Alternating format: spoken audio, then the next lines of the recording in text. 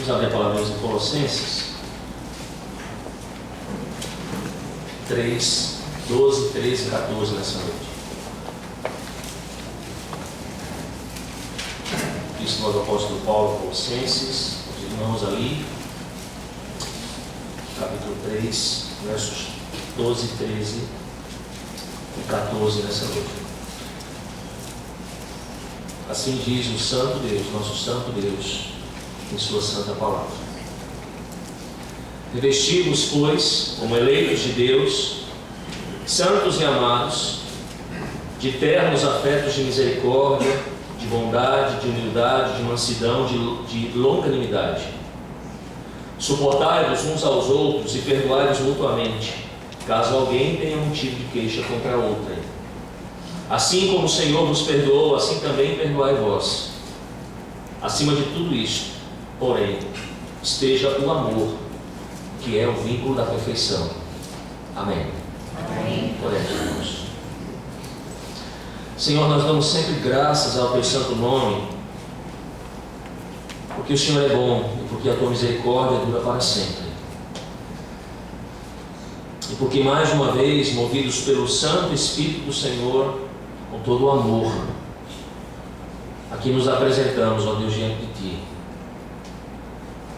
E agora, ó Deus, queremos também adorar o Senhor, louvar o Teu nome, quando ouvimos a Tua palavra. Então, Pai, nesse instante, entendendo que nós somos homens e mulheres que até mesmo no culto, e até mesmo quando a Tua palavra está sendo pregada, nós infelizmente podemos pecar. Nós dizemos ao Senhor que nós precisamos de Ti. Precisamos que o Senhor esteja agindo em nós, ó Deus, nesse instante. E evite, ó Deus, todo e qualquer pecado da nossa mente, do nosso coração, que ainda luta contra o pecado que é em nós. Para que ouçamos a Tua palavra, para que nos inclinemos perante o Senhor, para que diante da confrontação da Tua palavra conosco, coloquemos de fato o nosso rosto no pó, indignados não contra o Senhor ou contra a Tua palavra, mas contra nós mesmos, que hora ou outra a temos violado, a temos desobedecido, e como consequência afrontamos a natureza santa do Senhor. Então, Pai, fala conosco, humildemente nós pedimos isso. Deus, nós somos completamente dependentes do Senhor. Se o Senhor não falar e não nos iluminar, não compreenderemos o Evangelho da graça de Cristo. Se o Senhor não agir em nós por meio do Espírito, a Tua palavra, ó Deus, será infrutífera em nós. Portanto, Pai, faz a Tua obra, a obra que só o Senhor pode fazer, e a faça em nós, em nome de Jesus Cristo, em quem oramos e desde já, Senhor, agradecemos. Amém. Amém. Meus irmãos, o que vocês desejam mais da vida de vocês? Talvez se nós pudéssemos fazer aqui uma lista, não é? E nos recomendarmos as coisas que nós mais desejamos, certamente, como homens e mulheres cristãos, nós classificaríamos, por exemplo, como um dos tópicos nessa lista, relacionamentos saudáveis. Veja por que eu estou dizendo isso. Exceto por conhecer a Cristo e ter vida eterna, relacionamentos saudáveis tornam a nossa vida agradável, talvez mais do que qualquer uma outra coisa. Por exemplo, se você não tiver tanta saúde, mas tiver um bom relacionamento ou bons relacionamentos, certamente isso vai fazer com que você aproveite melhor a vida. Se você ganhar muito dinheiro, mas os seus relacionamentos forem fracos, forem rasos, superficiais, você desfrutará de uma vida muito vazia. Por outro lado, se você for um homem pobre, com uma família amorosa, com bons amigos, com bons relacionamentos, você será muito mais rico do que tendo qualquer dinheiro, qualquer posse nessa vida, porque você terá bons relacionamentos. A Bíblia, meus irmãos, ela classifica os relacionamentos saudáveis como uma das coisas mais importantes da nossa vida. Vocês vão se lembrar, por exemplo, em Mateus 22, 36, quando um daqueles que eram muito religiosos ali dos judeus, né, ele vai interpelar Jesus perguntando assim a Cristo: Senhor, qual é o grande, o mestre, né? Qual é o grande mandamento da lei? E aí Jesus respondeu o quê? Amarás o Senhor teu Deus de todo o teu coração, com toda a tua alma, com toda a tua mente. Este é o grande e principal mandamento. O segundo, ele diz, igual a este, amarás o teu próximo como a ti mesmo. Destes dois mandamentos dependem toda a lei e os profetas. Perceba, irmãos, que um relacionamento amoroso com Deus é de extrema importância, como é também um relacionamento amoroso com os outros. E a Bíblia nos ensina sobre esses dois tipos de relacionamentos que nós precisamos estar constantemente mantendo e investindo. E veja que, como a Bíblia enfatiza tantos relacionamentos saudáveis, nós temos uma realidade triste muitas vezes diante de nós, porque nós temos sofrido por meio de relacionamentos rompidos, por meio de maus relacionamentos. Muitos lares, por exemplo, quando nós falamos acerca do casamento, até falamos sobre isso hoje de manhã cedo, nós vamos perceber que foram destruídos por causa de quê? Mau relacionamento entre o marido e a esposa, e hoje estão lá na perspectiva do divórcio. Alguns, quando não se divorciaram, estão ainda vivenciando o aspecto de matrimônios que só lhe trazem tristezas, desgostos. Ou seja, no matrimônio, esses casais são o quê? Infelizes. Há um problema de relacionamento dentro dos lares, há casas que estão vivendo uma intensa batalha.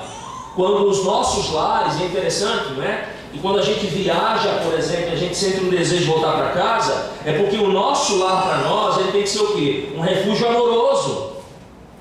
Mas por muitos problemas em relacionamento, o lar se torna não um refúgio amoroso, um lugar para o qual a gente quer estar fluindo e voltando o tempo todo, não.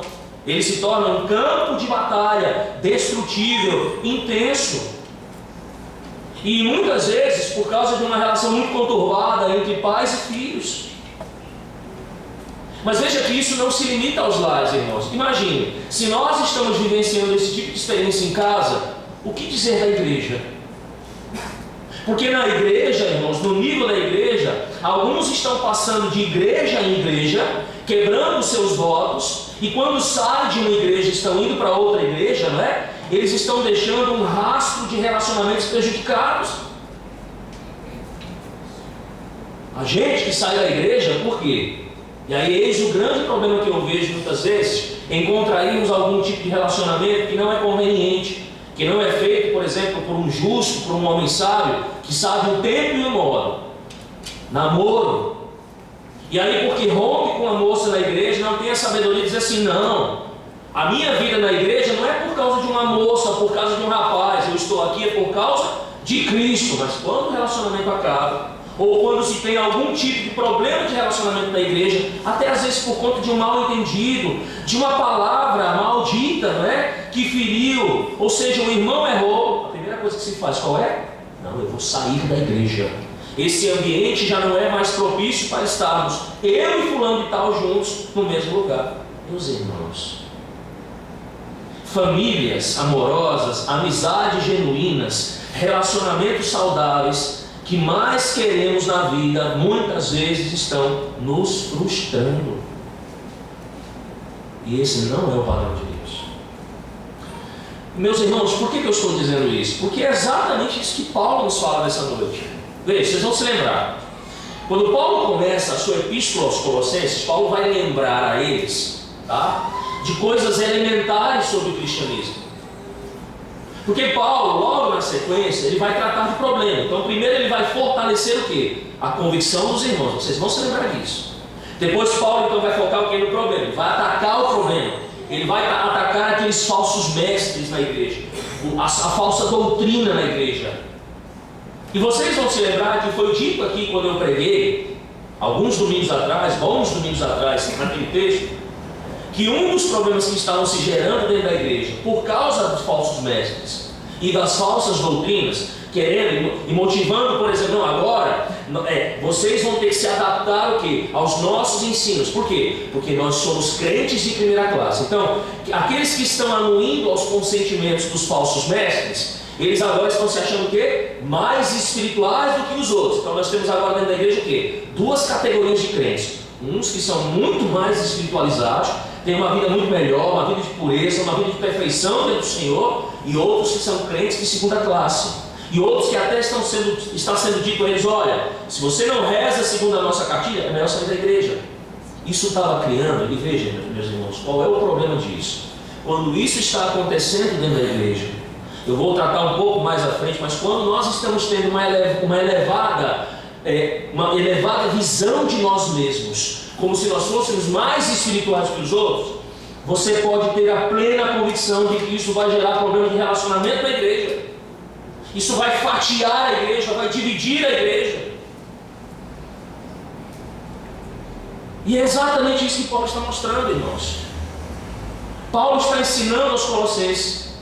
E vou lembrá-los aqui, do capítulo 2 e 3 ainda, que nós, que somos cristãos, já estamos identificados com Cristo na sua morte e ressurreição.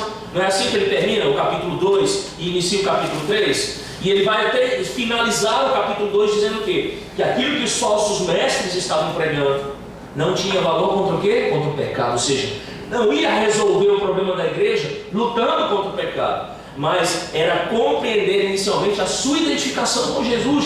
Nós morremos com Cristo, nós ressuscitamos com Jesus. E aí no capítulo 3 ele vai mais uma vez reiterar isso. E logo na sequência, quando ele reitera essa verdade, ele vai dizer então que nós precisamos fazer o quê? Viver segundo isso agora, mortificando o pecado e revestindo-nos do novo homem. Nós éramos ali, estávamos em Adão, agora nós estamos em quem? Em Cristo. Nós éramos um velho homem, morto em delitos e pecados. Morremos com Cristo, ressuscitamos com Cristo, somos um novo homem em Jesus. Então ele vai dizer, por conta disso, lutem contra o pecado, mortifiquem o pecado, sufoquem o pecado, matem o pecado, resistam ao pecado. Ele diz lá no verso 10: os revestistes do novo homem, que é exatamente como ele começa no verso número 12. E é impressionante o que Paulo vai ensinar aqui, ou pelo menos ele vai nos lembrar, que uma vez que nós deixamos o pecado, vocês vão se lembrar, por exemplo, daquela parábola que Jesus conta, né, de uma pessoa que estava endemoniada, e aí é expelido os demônios dessa pessoa, e a casa fica o quê? Limpa. E diz que então esses demônios eles vão rodear a terra, mas se eles retornarem e encontrarem a casa limpa, a segunda situação dessa pessoa se torna muito pior. Então perceba que Paulo está dizendo: vocês simplesmente agora vão se despir do pecado, vão lançar fora o pecado, tudo aquilo que não mais diz respeito ao novo homem ou ao velho homem. E agora vocês vão se revestir, ou seja, naquele instante em que sai o pecado, aquilo que nos povoava como velhos homens, aquilo que nos dominava como velhos homens, isso agora vai sair, mas algo tem que vir no lugar disso. É por isso que Paulo vai então na sequência do capítulo 3 dizer que então em nós as virtudes precisam ser o quê? Desenvolvidas.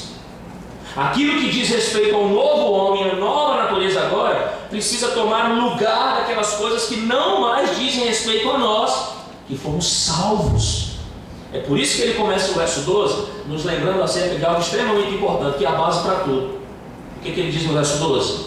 Revesti-vos, pois, como eleitos de Deus, santos e amados. E meus irmãos, como eu disse, é impressionante, porque as virtudes elas são desenvolvidas em nós por meio de relacionamento. Relacionamento. Em primeiro lugar, com quem? Com Deus, mas também com o nosso próximo.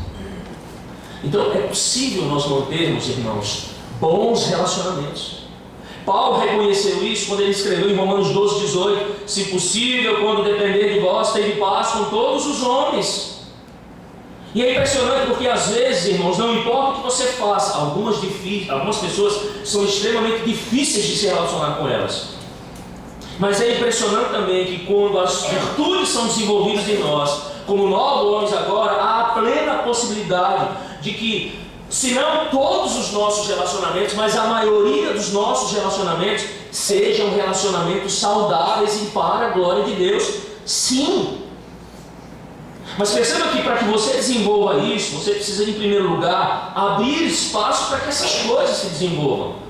E é exatamente isso que Paulo diz quando ele trata antes do quê? Matar o pecado em todas as suas formas. E aí Paulo vai trazer pelo menos o quê? 2 listas de 5 pecados cada uma. Verso 5 do capítulo 3, verso 8 do capítulo 3, onde ele vai nos mostrar, e nós encerramos aqui falando sobre isso também, que são os 2 piores tipos de pecado contra os quais nós temos que lidar, que são pecados na área sexual e o pecado da maledicência, ou seja, da língua. Tiago vai reiterar isso quando ele vai dizer que um homem que domina a sua língua, ele é um perfeito varão. E aí, no verso 12, então ele começa nos mostrando que nós precisamos então ter o coração de fato mudado, com compaixão, com bondade, com humildade, com gentileza, com paciência, com perdão. E ele nos mostra que a razão pela qual nós devemos fazer isso, irmãos, em primeiro lugar, é porque Deus graciosamente nos escolheu e nos amou. Então o que é que Paulo está dizendo para nós? Que o tratamento gracioso e amoroso de Deus conosco é a base para o nosso tratamento para com todas as outras pessoas. A maneira como Deus nos tratou, a compreensão da maneira como Deus nos trata em sua eleição, nos separando e nos amando, somos alvos do amor de Deus, é a base para todo relacionamento horizontal que nós vamos manter nessa vida. É por isso então que, em primeiro lugar, Paulo nos diz que Deus graciosamente nos escolheu no amor para sermos separados para Ele, para si. Então ele diz, ele já começa o verso 12 dizendo assim: revesti-vos. E como? Pois, por quê? Porque vocês são eleitos de Deus. Vocês foram o quê? Separados por Deus. Vocês foram amados por Deus. Paulo mostra exatamente, meus amados irmãos, a base para isso é a eleição, irmãos. Ele nos escolheu graciosamente. Isso significa que se você é cristão, e aqui apenas um esclarecimento, meus amados irmãos, não é porque você escolheu a Deus primeiro, mas porque Ele escolheu você antes da fundação do mundo. E essa verdade, meus amados irmãos, ela tem que ser uma verdade para nós extremamente motivadora, consoladora para todo e qualquer crente. Por quê? Porque isso tem causado muitos problemas para muitos cristãos em igrejas, para muitas pessoas.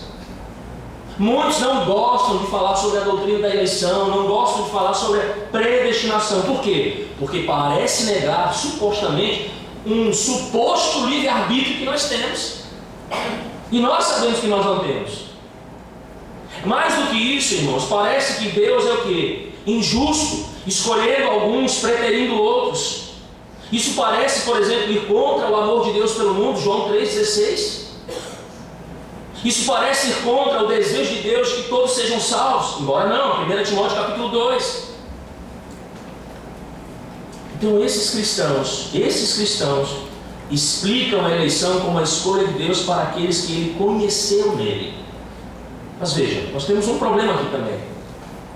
Porque se isso fosse verdade, irmãos, a nossa salvação não seria baseada apenas na graça de Deus, mas em algo bom, ou seja, na nossa fé que Deus viu em nós. E isso vai trazer também uma pressuposição, que pecadores têm a capacidade de crer em Cristo, que contradiz muitas escrituras, que foi o que Jesus disse em João 6,44: ninguém pode vir a mim se o Pai que me enviou não o trouxer. A fé, irmão, Salvador, ela é um presente da parte de Deus, não é algo que qualquer pecador possa fazer por si só. Veja que se Deus nos escolheu com base em uma fé prevista, ou seja, apenas na sua presciência, significa que Ele criou o seu plano eterno com base naquilo que nós iríamos decidir fazer, e não na sua vontade, e não no seu decreto de salvação. Isso nos torna soberanos, com um Deus que é subserviente à nossa vontade, o que não é um pensamento bíblico. Percebam que há respostas bíblicas sólidas para objeções levantadas contra a verdade da eleição. Mas o principal, meus amados irmãos, é deixar Deus ser Deus e se submeter à sua vontade, ao equilíbrio da sua palavra. E qual é o equilíbrio da sua palavra? Deus é soberano, Ele escolheu uns para a salvação e preteriu outros. E o equilíbrio da sua palavra repousa sobre a sua soberania, mas nunca negando a responsabilidade do homem se arrepender e crer, porque ambas essas verdades são verdadeiras.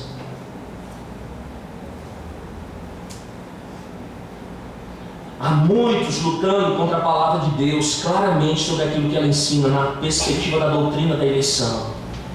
E nós precisamos crer pela fé, parar de lutar contra essa verdade, meus irmãos, porque isso não trará consolo para nós, mas recebê-la com fé, porque é assim que Deus faz, porque Ele escolheu, porque é o propósito soberano de Deus. Ele escolheu e Ele não falha na sua escolha. Isso vai nos assegurar, por exemplo, que Paulo nos diz lá em Filipenses 1,6: aquele que começou a boa obra em vós, Ele há de completá-la até o dia de Cristo Jesus. É Ele, não somos nós. Então Paulo está lembrando isso à igreja. Mas ele não para ainda, ele diz que eles, aqueles irmãos, também são o quê? Santos e amados. O que significa? São não apenas escolhidos por Deus, mas dentro dessa mesma escolha eles foram separados por Deus, separados do mundo. Eles estão no mundo, eles são sal e luz do mundo, mas eles foram separados para o Senhor. Uma outra coisa é que agora, todo e qualquer crente, ele é o quê? Ele é um receptáculo, ele é um objeto especial do amor de Deus, como por exemplo a esposa é para o marido e o marido para a esposa.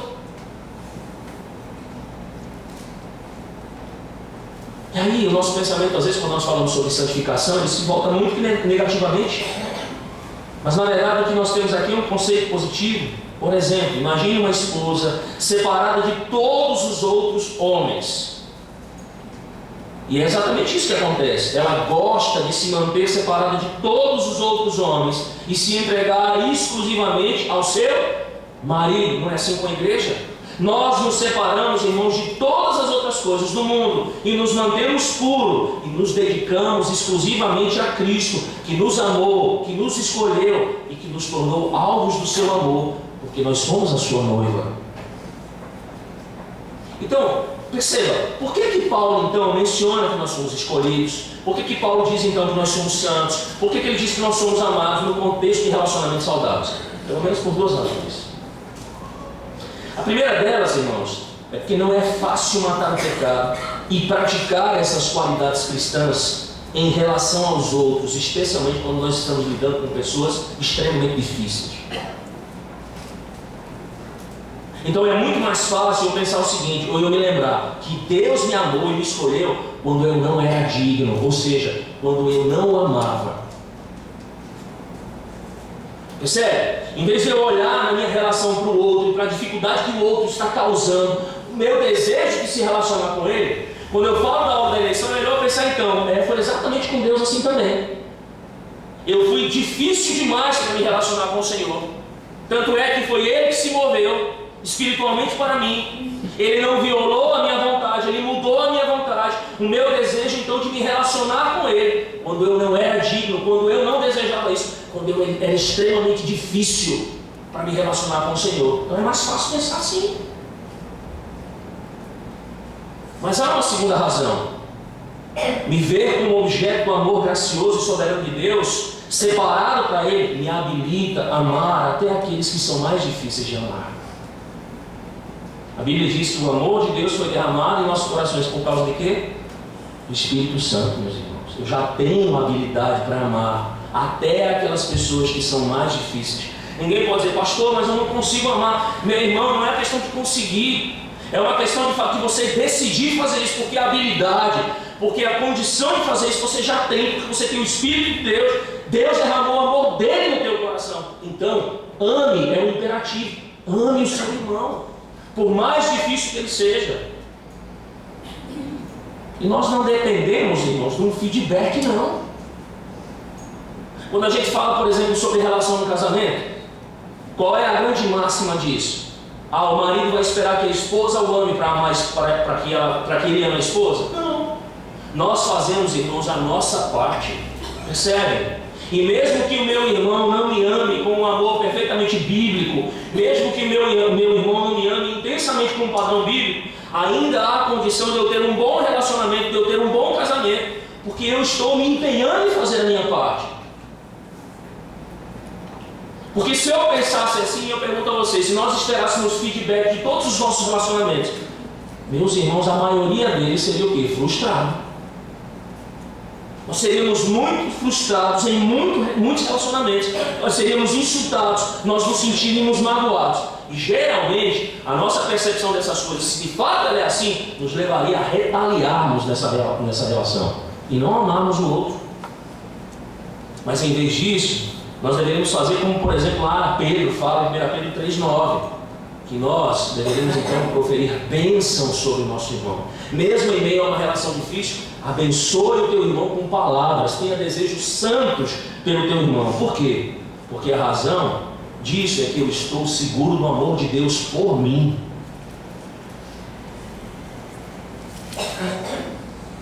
Então é o que Paulo está dizendo aqui, irmãos. O tratamento de Deus para nós é a base do nosso tratamento para quem? Para com outros. Deus nos amou, Deus nos elegeu, Deus nos escolheu, Deus nos separou para Ele. Nós somos objetos do amor de Deus, quando nós não éramos dignos. Mas seguros agora no amor gracioso do Senhor, insondável do Senhor, nós somos, irmãos, capazes de tratarmos uns aos outros com as qualidades que Paulo então vai passar a listar a partir desse mesmo versículo. Quando ele diz assim: então, uma vez que somos eleitos, santos e amados, o que vai acontecer agora? Me despojei do pecado, e agora as virtudes vão ser o que? Desenvolvidas em mim. Quais são elas, irmãos?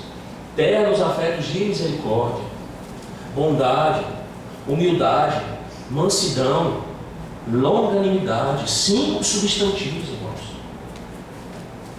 E se você perceber, se você estudar isso direitinho depois, todos eles são contrastados com 5 pecados descritos no verso 5 e os outros 5 pecados descritos no verso 8. E aí ele diz então, suportando um ao outro e perdoando um ao outro. E ele descreve a maneira pela qual essas 5 virtudes são colocadas em prática na nossa vida. Eu quero analisar com vocês rapidamente qual cada uma delas. Agora, antes disso, deixa eu fazer 2 observações rápidas. Primeiro, não confunda personalidade com caráter. Nós temos às vezes essa confusão, né? Todo cristão ele tem qualidades de caráter, mas há uma liberdade para diferentes personalidades. Por exemplo, todos nós temos que ter o mesmo caráter a partir de agora como cristãos. O nosso caráter é o caráter de quem? Cristo. O que nos marca é o caráter do nosso próprio Deus. Mas personalidade, meus irmãos, nós temos personalidades genéricas. O povo de Deus e essas qualidades é interessante, né? Você vai ver, por exemplo, que Barnabé era de um jeito, o apóstolo Paulo era do outro, Pedro era do outro. Os irmãos aqui têm vários tipos de personalidade, como pastor, eu estou conhecendo vocês têm vários tipos de personalidade. E isso reflete algo muito lindo, irmãos. É parte da glória da criação de Deus, que é a variedade de personalidades que Ele nos deu e que Ele utiliza segundo o seu propósito especial em cada um de nós.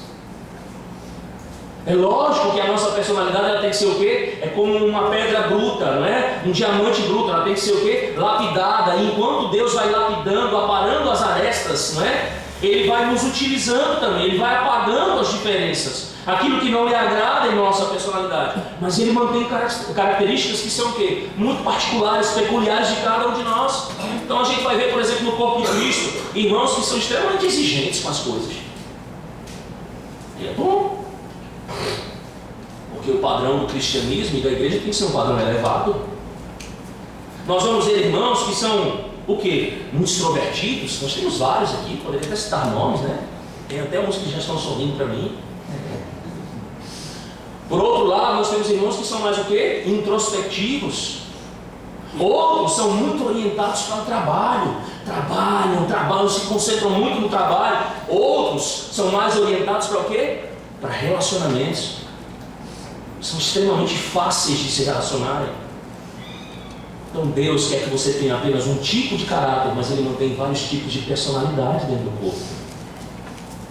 O segundo aspecto que eu preciso chamar a atenção ainda antes de falar sobre essas qualidades, irmãos, é que todas elas de caráter, essas qualidades de caráter, tem como exemplo maior Cristo Jesus.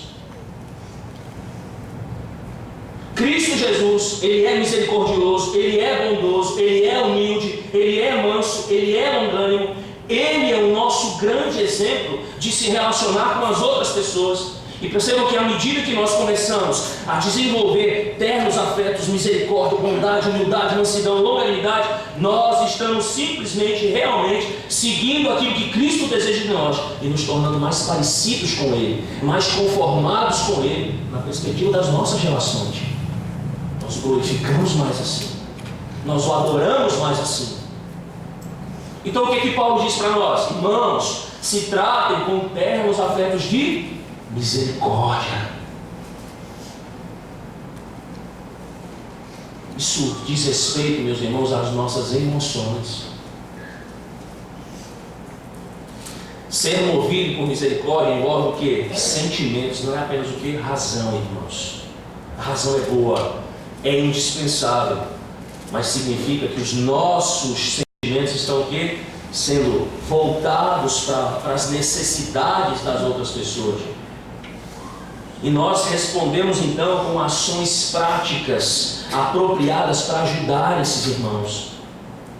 Jesus, por exemplo, vai usar essa palavra para descrever, lembra? Eu falei sobre isso de manhã. O bom samaritano teve compaixão, ou o pai do filho pródigo que também teve compaixão do seu filho, esperou voltar, chorou com ele, misericordiosamente teve compaixão com ele, o abraçou, o beijou, ficou emocionado com o seu filho quando este voltou para casa. Ou como eu disse, Jesus é o nosso maior exemplo de relacionamento, não é isso? De ternos afetos de misericórdia. Quando ele sentiu compaixão da viúva de Naim, porque ela tinha perdido o seu filho, o seu único filho. Ou quando Cristo viu as multidões, sentiu compaixão por elas, em Mateus capítulo 9. Ou quando Jesus e os seus discípulos haviam se retirado para um lugar solitário, para descansarem, para orarem, não é? O que era muito necessário para eles. E aí quando eles chegam naquela região de Bar, descobrem que havia uma multidão esperando, e Jesus então se mostra misericordioso, trata aquelas pessoas com misericórdia e cura os enfermos que estavam sofrendo no meio, que tinham necessidade no meio daquela multidão. Meu irmão, minha irmã, você tem um problema com misericórdia?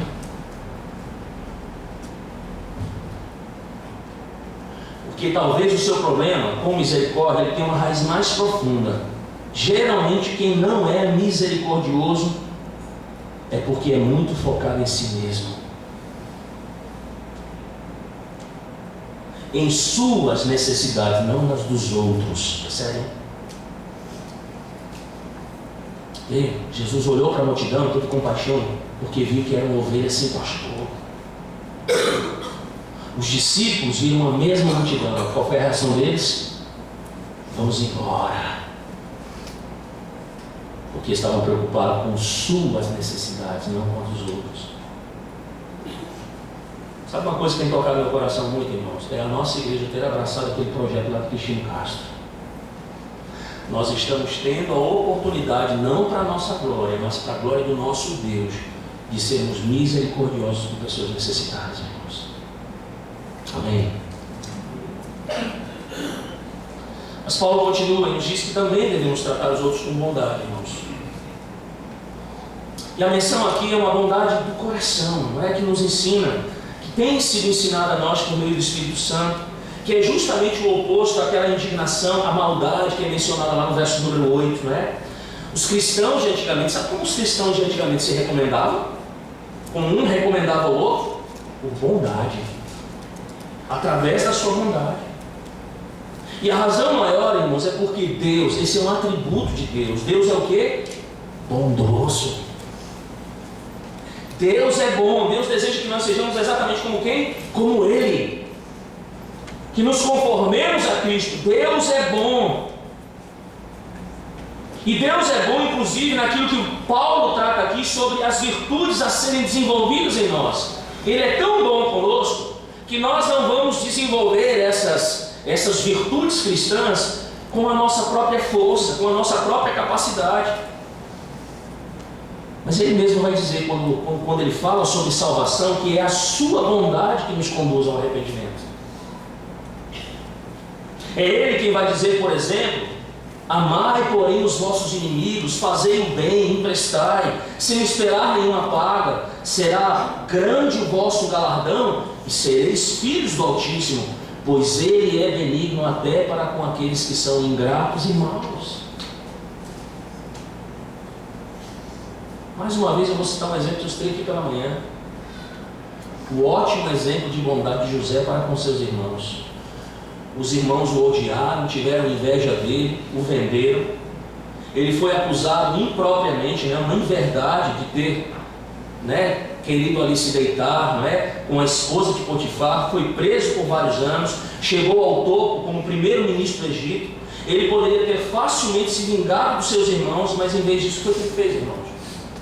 Ele os tratou com bondade, não apenas quando o pai deles estava vivo, não apenas quando o pai estava vivo, mas depois que o pai morreu, os irmãos ainda continuaram mostrando que uma certa preocupação. Bom, nosso pai morreu agora, rapaz, será que José agora não vai se vingar da gente? E diz que então, quando José ouve isso dos seus irmãos, ele cai aos prantos. Ele cai aos prantos. E ele se volta para os seus irmãos e ele assegura duas coisas a eles. Primeiro, que ele os ama, que ele os perdoou e que ele cuidará sempre dos filhos dos seus irmãos. Bondade.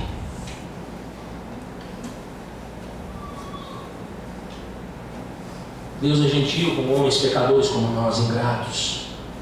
Paulo disse que a bondade de Deus nos leva ao arrependimento. Pedro disse que provar a bondade de Deus é algo que nos motiva a desejar um genuíno leite espiritual para que possamos crescer em relação à nossa salvação. Meus irmãos, minhas irmãs, se mostrarmos bondade para com aqueles que não são gentis conosco, isso geralmente vai motivar pessoas ao arrependimento e também ao crescimento. Não paguem o mal com o mal, paguem o mal com o bem. Amém? Com verdade.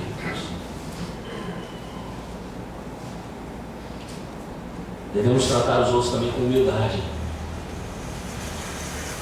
Naquele contexto, a humildade é o que? Mostrava fraqueza. Os gregos olhavam para isso e diziam assim: não, isso é coisa para gente fraca. A humildade ela era o que? Depreciada. Só que a Escritura nos ensina que a humildade é uma das coisas, uma das virtudes que nós precisamos estar buscando mais e mais na vida. Irmãos, a pessoa que é bondosa para com o outro, para com os outros, geralmente ela não tem uma opinião demasiadamente elevada de si. Veja, quando cada membro de uma igreja tem autoestima os demais como superiores, ele está cooperando para que haja o quê? Alegria, felicidade no meio do corpo de Cristo. E ele não deve fazer nada por partidarismo, para se vangloriar, mas de uma maneira humilde, sempre mantendo a ideia de que os outros são superiores a ele. E há pelo menos 3 coisas que a Escritura nos ensina sobre a humildade. Primeira, uma pessoa humilde é uma pessoa que tem a sua suficiência em Cristo, ela não é autossuficiente. É uma pessoa humilde, é aquela que confia conscientemente no Senhor e reconhece que tudo aquilo que ela tem e o que ela é hoje como cristã não vem dela, vem de Deus, por meio da cruz, por meio de Cristo. Ele entende a sua fraqueza, ele sabe que ele não é capaz, mas ele é forte e se torna forte quando ele confia no Senhor.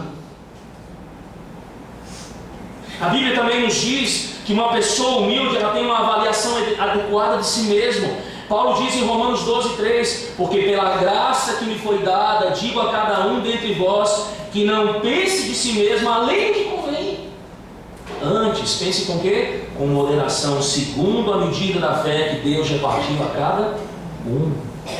E aí você vai perceber que Paulo continua então nesse mesmo tempo falando sobre o uso dos dons de Deus. E ele vai dizer que os dons que nós recebemos não é para nós, mas é para fazer o que, irmãos?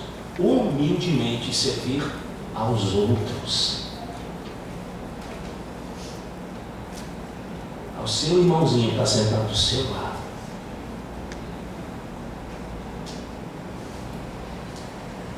Mas uma pessoa humilde também, segundo a Escritura, estima os outros mais do que a si mesmo. Não façam, irmãos, nada por partidarismo. Não façam por vanglória, mas por humildade. Considerem os irmãos superiores a vocês. Não tenha cada um em vista o que é propriamente seu, senão também cada qual o que é os outros. E aí você vai ver. E esse texto de Filipenses, para mim, é um dos mais lindos do Novo Testamento. Porque ele fala exatamente do que Jesus Cristo se humilhou à semelhança de quem? De homens. Ele se humilhou, irmãos. Ele deixou a sua glória. E ele se humilhou para assumir uma forma de servo. E ele foi até a cruz por vocês. Por vocês. Ele não fez isso para transformá-los ou para que vocês permanecessem como pessoas orgulhosas, arrogantes, mas para que vocês fossem humildes como Ele.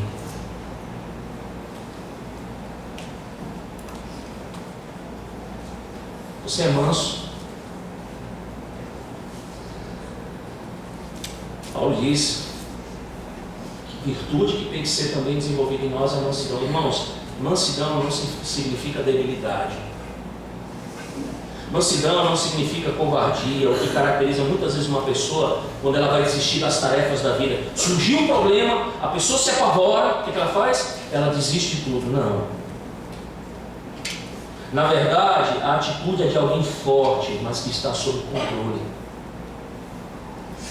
É alguém que quando é provocado, as pessoas ultrajam, não é? Ele faz o quê? Ele mantém o controle. Ele sofre o dano, mas ele não causa o dano. E vejam que esse termo ele era usado na língua original, no grego, para se referir a animais treinados. Vejam, o cavalo, um animal extremamente forte, mas ele ao mesmo tempo é o quê? Domado. Ele é controlado.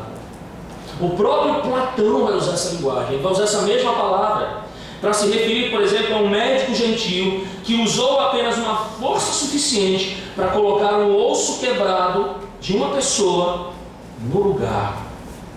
Ele usou força suficiente para curar um enfermo. Então, quando Paulo fala sobre mansidão, ele mostra que a atitude mansa, às vezes, ela é forte para corrigir o pecado, firme para corrigir o pecado, mas ao mesmo tempo só usa a força necessária, sob controle, para administrar a disciplina sobre esse pecado. Eu posso dar um exemplo disso para vocês. Meus irmãos, como é que vocês disciplinam os filhos de vocês? Um bom livro para a gente ler é Pastoreando o Coração da Criança, do Ted Tripp. E uma das coisas que eu mais gostei do livro, sabe o que é? É que ele nos ensina como disciplinar de maneira prática. Então ele vai dizer pelo menos duas coisas que me chamam a atenção. Uma, a característica do homem sem Deus é ter muitos problemas na vida, chegar em casa estressado, a esposa insábia encher o ouvido dele dizendo: menino fez isso, fez aquilo, meu Deus, não aguento mais, olha, tá um inferno em casa. E aí o pai, extremamente estressado, vai fazer o quê? Espancar o filho. E Tripp ensina a gente exatamente isso: sermos mansos quando disciplinamos os nossos filhos. É usar a vara na força e na medida correta. Eu tenho experimentado isso, tem sido uma bênção na minha casa, porque quando as minhas filhas desobedecem em casa, eu sempre digo para elas: minha filha, uma palmadinha, minha filha, 2, 3, pai, 3 não. Sempre no controle, com a força correta, para a glória de Deus. Mansidão, irmãos. Mas Paulo nos fala de longanimidade, irmãos, e a paciência. Meus irmãos, vocês têm paciência? Essa é uma das qualidades listadas ali em Gálatas capítulo 5, 22 e 23, né? Longanimidade, que é a chamada paciência no extremo, né? A mesma que Deus tem com a gente. A palavra grega significa sermos temperamentais. É o contrário de uma pessoa de pavio curto, aquela pessoa sanguínea, né? Tolerante com as imperfeições, diferenças e falhas, não com o pecado.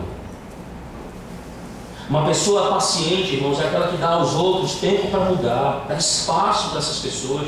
E a gente sabe, inclusive, que no processo nós vamos cometer o quê? Erros nesse processo. Mas ela dá tempo para isso. Essa é uma virtude muito difícil para aqueles que são perfeccionistas. casais, irmãos, em que a gente tem às vezes é interessante, dois lados de uma moeda. Casal extremamente organizado, marido organizado, a moça organizada, a moça desorganizada, o marido organizado, né? Essa questão desse perfeccionismo, muitas vezes, irmãos, ele atrapalha o desenvolvimento dessa virtude. Paciência. Lembram? O outro às vezes não vai ser como você. Eu estava contando esses dias com um casal, tem um conselheiro cristão, não me lembro muito do nome dele, né? Mas uma vez eu assisti uma aula com ele, muito interessante. Ele disse, pastor, vai ensinando pra gente, para os casais, olha, você tem que ter um exercício de paciência no casamento também constante. Os que estão se preparando para casar sabem exatamente disso, né? Vão se conhecer quando estiverem debaixo do mesmo teto.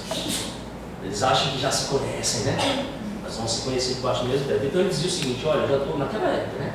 Tempo atrás. Dizia, olha, eu estou casado com minha esposa há 35 anos, mas eu tenho exercitado paciência e mansidão com ela durante todos esses anos.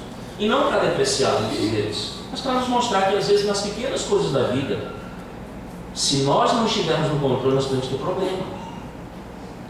E ele é um homem extremamente organizado, irmãos. Então ele dizia o seguinte, em vez de uma bobagem, mas que poderia causar um problema. Como vocês, por exemplo, eu me lembro quando eu estava no seminário, nós tínhamos uma escala para lavar banheiro, por exemplo. Então os seminaristas lavavam essas banheiras, viu? E lá é o seguinte, eu aprendi que rolo de papel higiênico a gente coloca com a frente virada para cá. Não é assim? Mas tem gente que coloca com a frente virada para a parede. Aí quando o cara vai pegar o papel, tem que roçar o dedo na parede assim. Se a parede não for muito pintada e as unhas não estiver cortadas, né? Pronto, lá vai a massa da parede para dentro das unhas. Então, ele dizia que ele tinha um exercício com a esposa dele, porque na vida dele, a mãe e ele, quando estava sendo educado em casa, o papel era colocado exatamente naquela posição. Mas em 35 anos, a mulher não conseguia ter aprendido aquele negócio.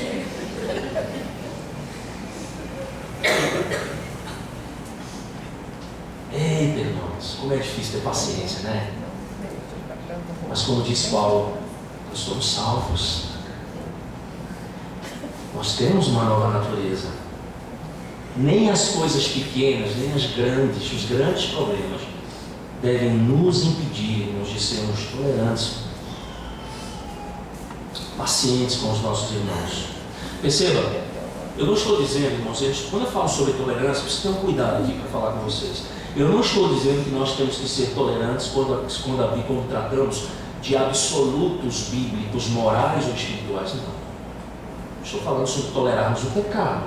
O que eu estou dizendo, que Paulo também, inclusive, vai falar no próximo versículo, é, de fato, meus irmãos, suportar uns aos outros quando se trata de coisas, inclusive, que a Bíblia não ordena claramente. E que nós pegamos, às vezes, é interessante isso, questões de ordem periférica e causamos tantos problemas com impaciência com os irmãos. Não é isso, irmãos. É por isso que logo na sequência, Paulo vai tratar então, no verso 13, sobre o quê? Sobre suportar uns aos outros e nos perdoarmos. E o motivo é quando alguém tem o quê? Queixa. Então ele diz, olha, nós vamos exercer o perdão como Deus nos perdoou, exatamente como Ele quer que façamos. Veja, em vez de guardar rancor, de guardar amargura, ressentimento, nós temos que perdoar aqueles que nos prejudicam muitas vezes. E veja que você nota que muitas dessas qualidades, virtudes, são necessárias apenas quando você tem uma queixa contra alguém. Não. Você não pode se desculpar dizendo muitas vezes assim, olha, eu o trataria direito se ele me tratasse melhor. É assim que a gente faz. Lembra da história de feedback? Não. Eu faço a minha parte. Eu preciso ser manso, tratar com afetos de misericórdia. Eu preciso ser humilde, eu preciso ser bondoso, independentemente se ele me tratasse bem. Nós temos que assumir o dano, não causar dano, irmãos. Nós devemos, e o padrão ele vai dizer no verso 13, nós devemos perdoar exatamente como o Senhor nos perdoou. E isso é muito, não é não? É muito. Porque nós estamos falando às vezes de apenas um pecado que um irmão profere contra nós. E quando nós olhamos para o perdão de Deus, Deus nos perdoou uma multidão inumerável de pecados. Por que nós então, meus irmãos, temos tanta dificuldade de perdoarmos às vezes até uma besteira do nosso irmão, quando uma multidão dos nossos pecados foram expiados e perdoados na cruz do Calvário. E veja que o perdão de Deus aqui, ele tem uma perspectiva diferente. É um favor imerecido. Nós não merecíamos o perdão de Deus, mas Ele providenciou, Ele nos concedeu esse livremente em Cristo, a um grande custo para Ele mesmo. Deus não disse, não se preocupe, não é algo grande, ou seja, o custo não é algo. Deus não disse isso, irmãos. Ele pagou o preço, Ele não nos fez pagar o preço, percebe? Ele nos perdoou em Cristo. Significa, você sabe o que significa para você? Que Ele nunca mais vai mencionar os nossos pecados como uma evidência de nos condenar. Ele nunca mais lançará os nossos pecados no nosso rosto. Ele nunca vai usar esse pecado ou algum pecado nosso como uma alavanca contra nós. Nunca Ele vai fazer isso. Mesmo que legitimamente Ele pudesse fazer, porque Ele é Deus, porque Ele é o Senhor. Mas Ele não fará isso, porque Ele foi magnânimo em nos perdoar. E o seu perdão, muitas vezes diferente do nosso, é a aceitação total, é comunhão restaurada conosco.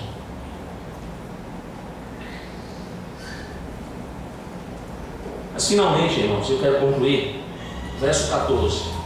Paulo menciona o amor.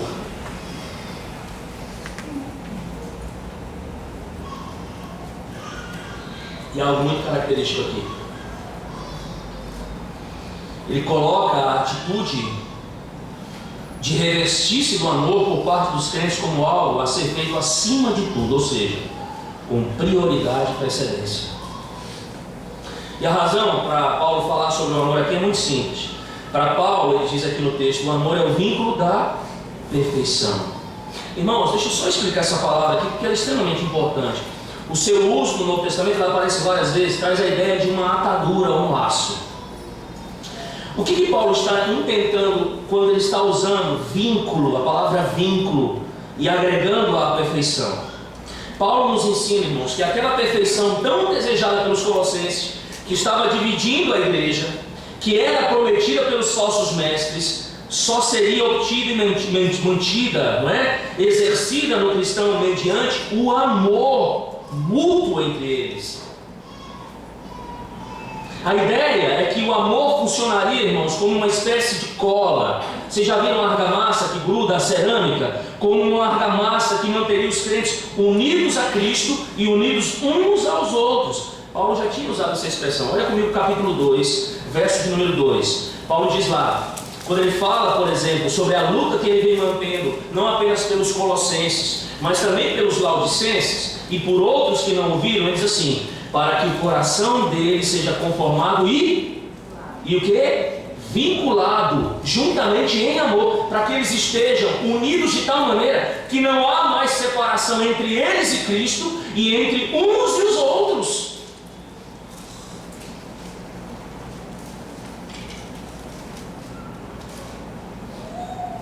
E você vê aqui algo característico: a relação entre o imperativo e o indicativo. O Reverendo Augusto Nicodemos, comentando esse texto, ele diz o seguinte: Paulo declara que os crentes já se revestiram de Cristo, novo homem. Olha comigo o verso 10. Vos revestistes do novo homem que se refaz para o pleno conhecimento, segundo a imagem daquele que o criou. Mas ele também diz que no dia a dia ainda tem que se revestir de tudo aquilo que decorre dessa união com o Senhor, que é exaltado e que está à destra de Deus. Portanto, o imperativo revestivos usado no verso 14, acima de tudo isso, porém, esteja o amor, que é o vínculo da perfeição, e no verso 12 ele diz, revestivos, repousa então sobre o indicativo, vos revestistes no verso 10, que é exatamente o que? Aquilo que dá uma base legítima para o desenvolvimento dessas virtudes na vida cristã.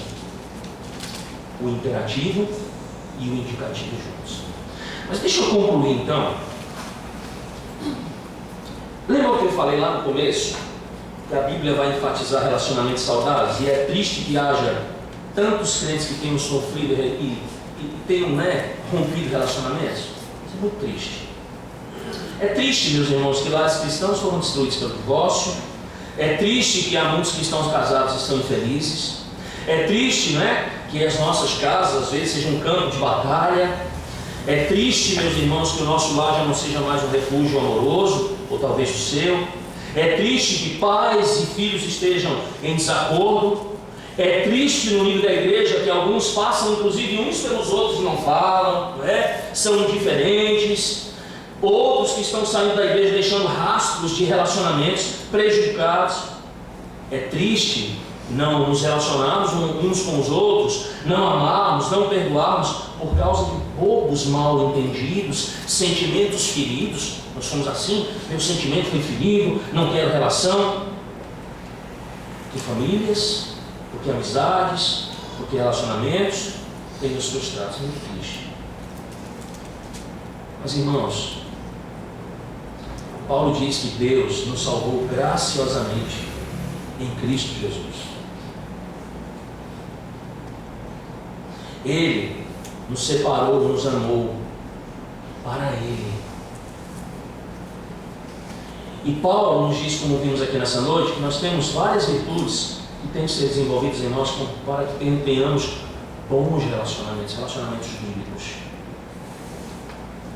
Paulo nos ensina que o nosso tratamento tem que ser gracioso e amoroso, porque a base para isso é o tratamento de Deus para conosco. Então, diante disso, deixa eu te fazer uma pergunta. Ou talvez você fizesse essa pergunta para Paulo: apóstolo, por onde eu começo? Primeiro, se arrependa. Irmãos, não há ninguém aqui nesta igreja hoje, crente ou não, que não tenha fracassado em muitos dos seus relacionamentos, ou que talvez não esteja mantendo muitos relacionamentos com o padrão bíblico. Eu quero que vocês pensem na diferença que é entre vocês.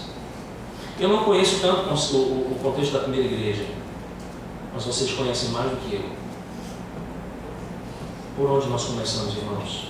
Você que é descrente aqui nessa noite, isso se aplica a você também. Por onde começamos? A primeira coisa, quando você olha para esse texto, não é ir lá no final do verso 12, do verso 13, e olhar todas essas virtudes e assim, pronto, agora eu estou entendendo, eu vou desenvolver tudo isso. Não. Paulo não quer que a gente olhe primeiramente para isso. A questão é, e a pergunta para você é: como é que anda o teu relacionamento com Deus primeiro?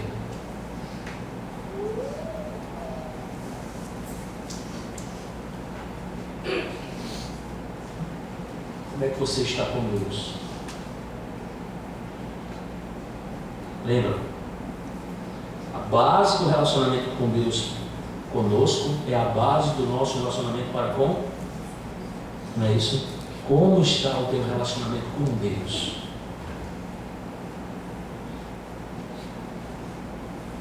Porque para você que é cristão, você que já confiou pela fé em Cristo Jesus,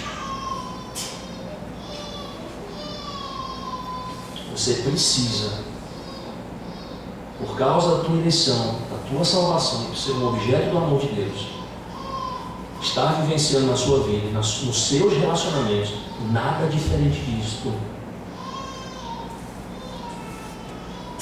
Vocês lembram? É um imperativo. E não adianta você dizer assim: pastor, eu não consigo. De fato, você pode não estar conseguindo por uma única razão: porque a sua relação com Deus não está bem. E você sabe qual é o maior temor que eu tenho com vocês que são minhas ovelhas? É porque a Escritura diz que eu não posso cultuar a meu Deus, adorar a meu Deus, amar a meu Deus, se eu não amo ao meu próximo. E se eu amo a Deus, eu amo ao meu próximo. Percebe, irmãos? Então, se algo diferente de todas essas virtudes estão sendo encontradas nos irmãos, que não sejam fruto do Espírito Santo de Deus, eu vou pedir a você que durante toda essa semana você pense somente em uma única coisa: como anda o teu relacionamento com Deus. E seja sincero, e se arrependa, e mude, porque você já tem capacidade para fazer isso. Amém? Você já tem capacidade para fazer isso.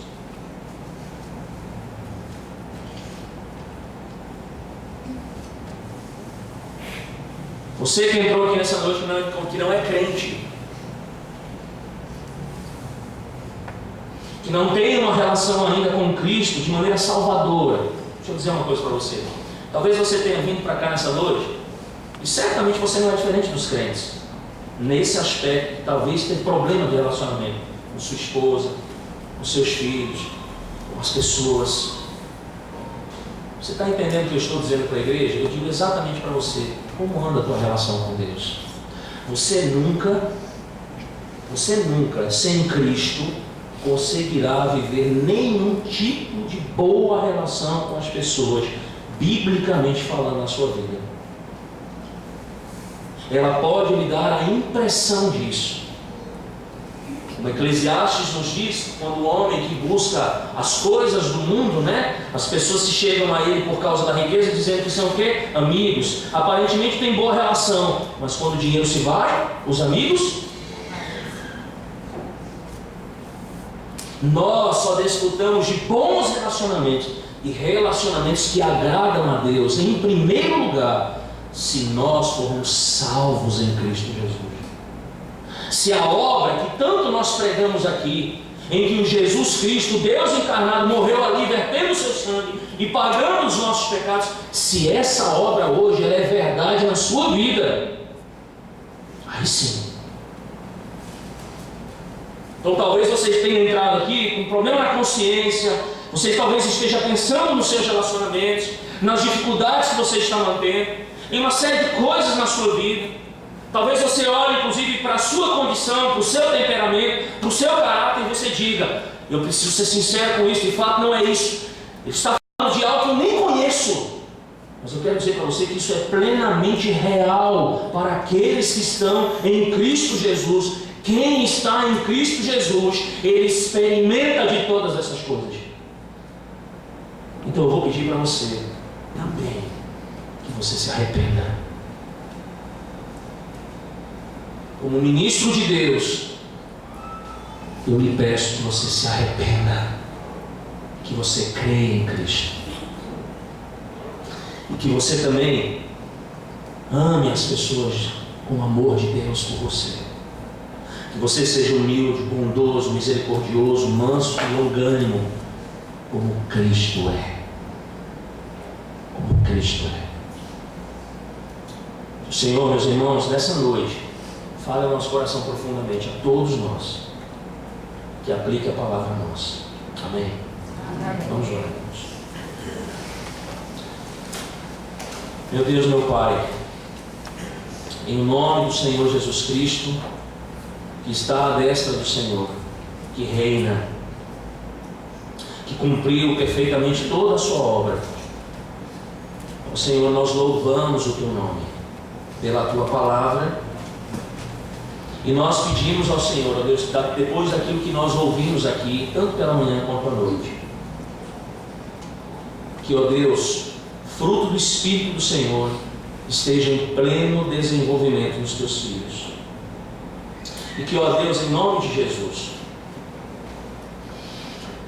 a Tua palavra nos diz que importa que o Senhor cresça e nós estejamos diminuindo a cada dia. Então, ó Deus bendito, em nome de Jesus, orando pelas ovelhas desta igreja, Senhor, os crentes aqui nesta noite, também, ó Deus, para aqueles que precisam vir ao Senhor desesperadamente, ó Deus, promova mudança. Pai, que se há pessoas aqui que têm problemas de relacionamento com as outras, Deus, em nome de Jesus, quebre essa barreira. Acabe, ó Deus, com esse pecado, com as dificuldades, com sentimentos feridos, com mágoas, com ódio às vezes. Pai, acaba com isso. Se o nosso problema é porque a gente olha para o outro e a gente acha que o outro está se achando melhor que a gente, a tua palavra nos diz que nós devemos ter os outros muito mais elevadamente do que nós.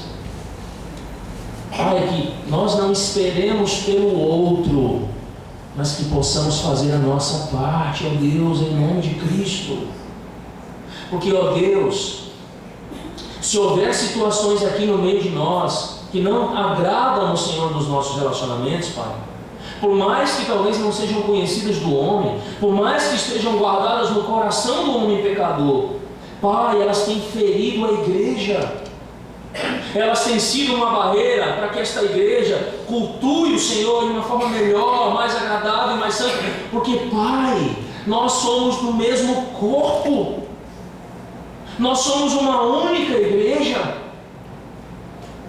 Nós temos o mesmo Salvador, a mesma fé. Somos alvos da mesma graça. Oh Deus, essas coisas não podem haver no meio de nós. Então, Deus, nos cure dessa enfermidade espiritual. Mude o nosso coração, quebrante-nos, ó Deus, nos leve ao pó. Se for o caso, pese a mão sobre nós. Mas, ó Deus, restaure todo e qualquer relacionamento, Pai, que não esteja de conformidade com a Tua Palavra, nos quais estas virtudes não estejam sendo vislumbradas nesses relacionamentos. Mas, principalmente, ó Deus, possamos, pela Tua graça e pela Tua misericórdia, nos mantermos com um relacionamento ideal, santo, piedoso com o Senhor. Pai, ajuda-nos a olhar para nós, na nossa pequenez, para a obra da cruz. Ajuda-nos, ó Deus, a todos os dias, quando levantarmos, quando abrimos os nossos olhos, olharmos para a obra da cruz. Porque, ó Deus, é um favor imerecido, nós não merecíamos. O que merecíamos, ó Deus, não é ter comunhão com o Senhor. O que merecíamos era a desgraça do inferno, era a condenação, era queimarmos por toda a eternidade. Mas o Senhor foi gracioso para conosco. Meu Deus, em nome de Cristo, que nós também possamos ser graciosos para com os outros.